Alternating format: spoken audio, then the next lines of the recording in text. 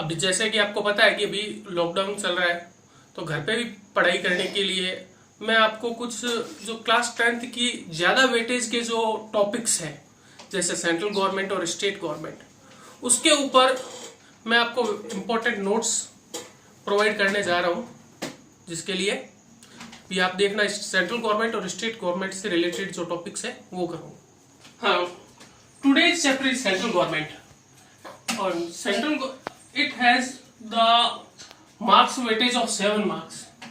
ये क्या है कि इस लेसन में से 7 नंबर का एक क्वेश्चन आएगा और जिसकी वर्ड लिमिट होगी 150 वर्ड्स, और इसमें आपको 2 क्वेश्चन मिलेंगे। उन 2 क्वेश्चनों में से किसी एक क्वेश्चन को आपको करना पड़ेगा। तो आप ये ध्यान रख लीजिए, जो सेंट्रल गवर्नमेंट का जो टॉपिक है, इसके अंदर आपको वेरी शॉर्ट और शॉर्ट टाइप का क्वेश्चन नहीं आएगा। जो भी क्वेश्चन आएंगे वो लॉन्ग टाइप के क्वेश्चन आएंगे। तो आपको इसको ये जो चैप्टर प्रिपेयर करो तो आप उसको उसी के अकॉर्डिंग ही प्रिपेयर करो कि आप लॉन्ग के जो क्वेश्चन है उसके अकॉर्डिंग प्रिपेयर करना। तो अपने इसमें जो हेडिंग्स है, जो टॉपिक्स है, उसको अपने रीड करते हैं और एक्सप्लेन करने की कोशिश करते हैं। देखो, पहले अपना है स्टेट। आपको पहले ये समझना जरूरी होता है स्टेट क्या है। तो स्टेट क्या होता है कि स्टेट एक इनटेंजिबल इनविजिबल ऑर्गेनाइजेशन है। इनटेंजिबल इनविजिबल ऑर्गेनाइजेशन का मतलब क्या होता है? अदृश्य संगठन है, जो और एक ऐसी संस्था है स्टेट जो अदृश्य है। और लेकिन गवर्नमेंट क्या करती है? इसको टेंजिबल फॉर्म प्रोवाइड करती है स्टेट को, यानी इसको मूर्त रूप देती है। जो स्टेट होता है वो तो क्या होता है? इनटेंजिबल होता है, यानी वो अमूर्त होता है, लेकिन उसको मूर्त रूप कौन देता है?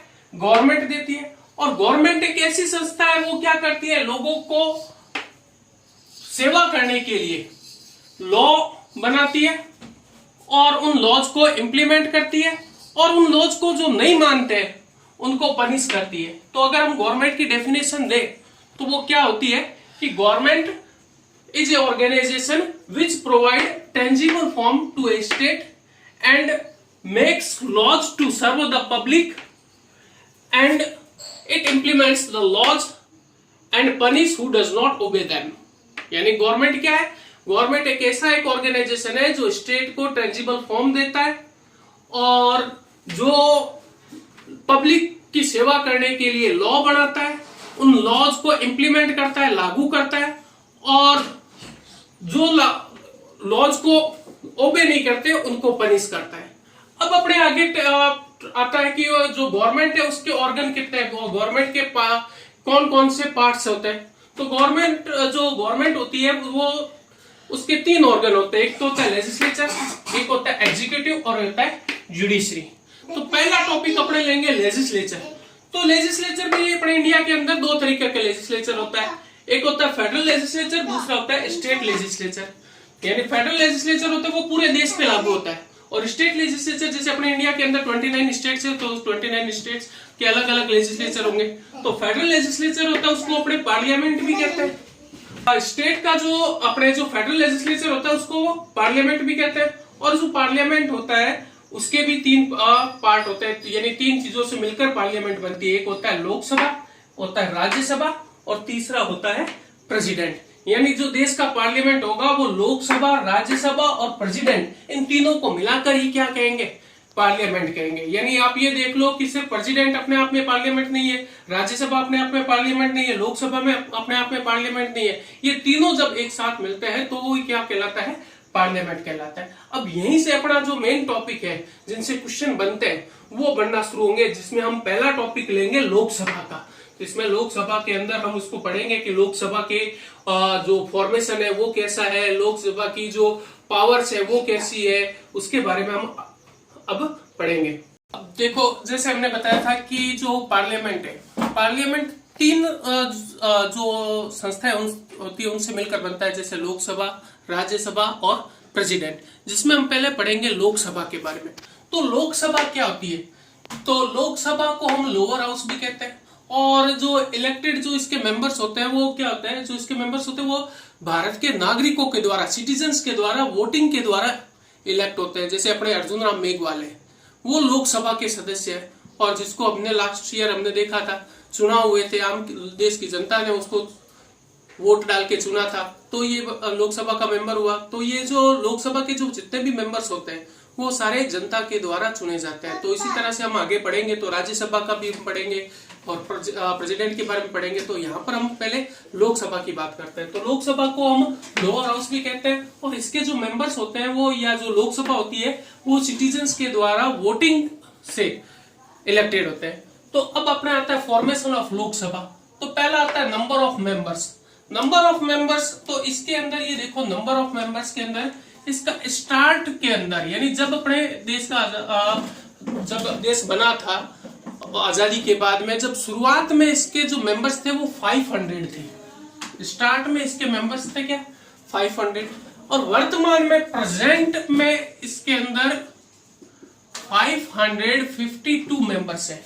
प्रेजेंट में इसमें कितने मेंबर्स है 552, और इसके अंदर भी 552 के अंदर 530 मेंबर्स जो होते हैं वो इलेक्टेड बाय,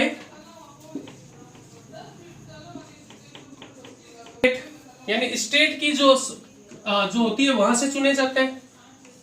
20 मेंबर्स होते हैं वो यूनियन जो टेरिटरीज होती है, मेंबर्स यूनियन टेरिटरीज से, और जो 2 मेंबर्स होते हैं वो नॉमिनेटेड होते हैं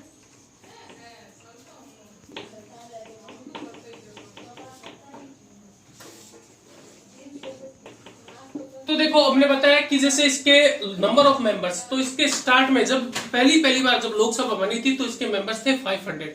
बाद में अब जैसे अभी वर्तमान में प्रेजेंट में इसके टोटल मेंबर है 552, जिसके अंदर 530 मेंबर्स होते हैं वो अलग अलग स्टेट्स है। जैसे अपने अभी वर्तमान में 29 स्टेट्स है, उनके 29 स्टेट्स है, और हर एक स्टेट को अलग अलग कंस्टिट्यूएंसी में बांटा जाता है। जैसे अपने राजस्थान है, तो राजस्थान एक अपने आप में एक स्टेट है, तो इस राजस्थान को 25 कंस्टिट्यूएंसी में बांट दिया। तो जैसे राजस्थान से 25 मेंबर चले गए, और जैसे यूपी है, यूपी से 80 मेंबर चले गए। तो हर एक स्टेट के अलग अलग कंस्टिट्यूएंसी में बांटा जाता है, और जिसमें हम ये देख सकते हैं जो टोटल 29 स्टेट्स है उसके अंदर से 530 जो मेंबर्स होते हैं वो स्टेट से चुने जाते हैं।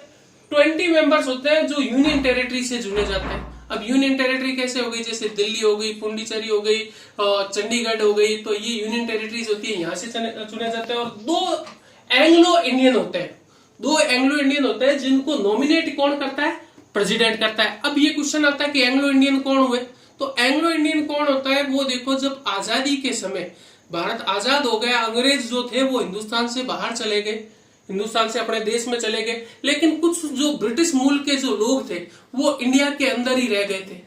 तो उनको रिप्रेजेंटेशन देने का एक प्रावधान किया गया था, जिसके अंदर 2 जो मेंबर्स थे उसको प्रेसिडेंट क्या करता है, नॉमिनेट करता है। लेकिन अब ध्यान रखना है, अभी आपकी बुक्स में देखोगे तो इसमें यही बता रखेगा कि 2 जो मेंबर्स है उसको नॉमिनेट करते हैं। लेकिन अब ये जो नॉमिनेशन वाला जो है वो सिस्टम हटा दिया गया है, यानी ये 2 नॉमिनेट अभी जो लास्ट के टाइम में, अभी जो अपना जो विंटर सेशन हुआ था पार्लियामेंट का, जिसमें ये 2 जो नॉमिनेटेड मेंबर्स थे उनका प्रावधान हटा दिया गया है। एंग्लो इंडियन को रिजर्वेशन का सिस्टम था वो हटा दिया गया, तो इसको हम आगे अपडेट करेंगे। लेकिन अभी आपकी बुक्स के अकॉर्डिंग तो ये बता रखा है 552 मेंबर्स होते हैं, जिसमें 530 स्टेट की कंस्टिट्यूएंसी से चुने जाते हैं, 20 जो मेंबर्स होते हैं वो यूनियन टेरिटरी से चुने जाते हैं, और 2 एंग्लो इंडियन मेंबर होते हैं उसको प्रेसिडेंट नॉमिनेट करता है। फिर अपना आता है इलेक्शन। तो लोकसभा के जो सदस्य होते हैं उनका इलेक्शन कौन करता है, उनका असल एडल्ट फ्रेंचाइजी के द्वारा।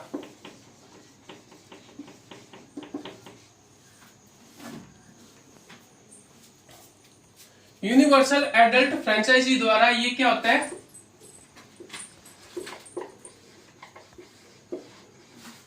जो इसका इलेक्शन होता है, मेंबर्स ऑफ लोकसभा का जो मेंबर्स का इलेक्शन होता है वो elected by universal adult franchise, यानी सार्वभौमिक वयस्क मताधिकार।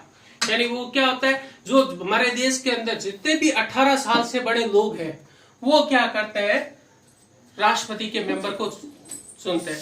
तो आपको जो भी 18 साल से बड़े होते हैं उनका क्या होता है, वोटर लिस्ट में नाम होता है। जब लोकसभा का चुनाव होता है तो वो लोकसभा के सदस्यों को वोट डालते हैं। जब विधानसभा के सदस्यों का चुनाव होता है, एमएलए का चुनाव होता है, तो एमएलए के सदस्यों को वो चुनते हैं। तो उस तरीके के जब देश के नागरिक जो 18 साल से बड़े हैं जो वोट डालते हैं उसको हम पे क्या कहते हैं, यूनिवर्सल एडल्ट फ्रेंचाइजी कहते हैं। तो आपको ये समझ में आ गया कि लोकसभा के जो मेंबर्स होते हैं या लोकसभा का जो इलेक्शन होता है उसका इलेक्शन कैसे होता है, यूनिवर्सल एडल्ट फ्रेंचाइजी के द्वारा होता है। अब अगला टॉपिक है क्वालिफिकेशन ऑफ मेंबर्स। तो क्वालिफिकेशन क्या उनकी योग्यताएं होनी चाहिए, तो योग्यताएं क्या होनी चाहिए, तो पहला जैसे लोकसभा का सदस्य है, जैसे अपने क्या होता है अर्जुन राम मेघवाल है वो लोकसभा का सदस्य है, तो उसको लोकसभा का सदस्य बनने के लिए उसमें क्या क्या योग्यताएं होनी चाहिए, तो पहला क्या होना चाहिए, ही शुड बी इंडियन, वो भारतीय होना चाहिए, ठीक है। दूसरा, कंप्लीटेड 25 years ऑफ एज, वो कम से कम क्या होनी चाहिए, 25 साल की एज कंप्लीट हो जानी चाहिए। तीसरा इसके अंदर बता रखा है, not be bankrupt,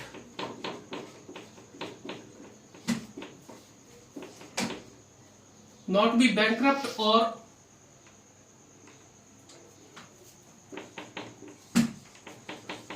mental, bankrupt और मेंटल नहीं होना चाहिए। और फोर्थ है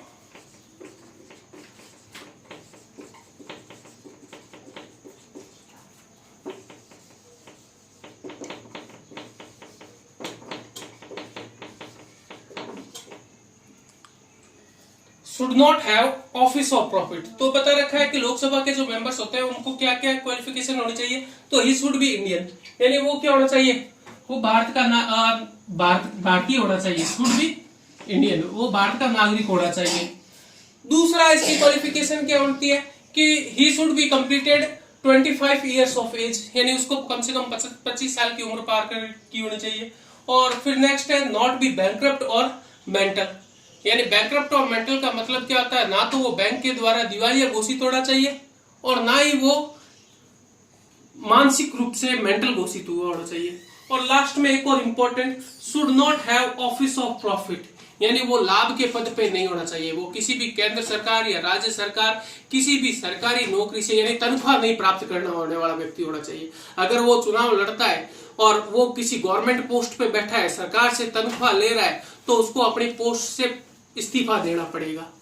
तो पहला ये इंपॉर्टेंट है, he should not have office of profit, यानी लाभ के पद पे होना नहीं चाहिए। लाभ के पद का मतलब ये समझ लो कि किसी भी सरकार से, चाहे वो सेंट्रल गवर्नमेंट हो चाहे स्टेट गवर्नमेंट हो, उससे काम के बदले तनख्वाह ना लेता हो, ये अपने बताया। कर्म की बात आती है, जैसे सेशन था वो इतना हो गया, फिर कल अपने इसके आगे पढ़ेंगे और बाकी आपको जो क्वेरीज होगी वो भी करवाएंगे और फिर से कल रिपीट भी कर देंगे।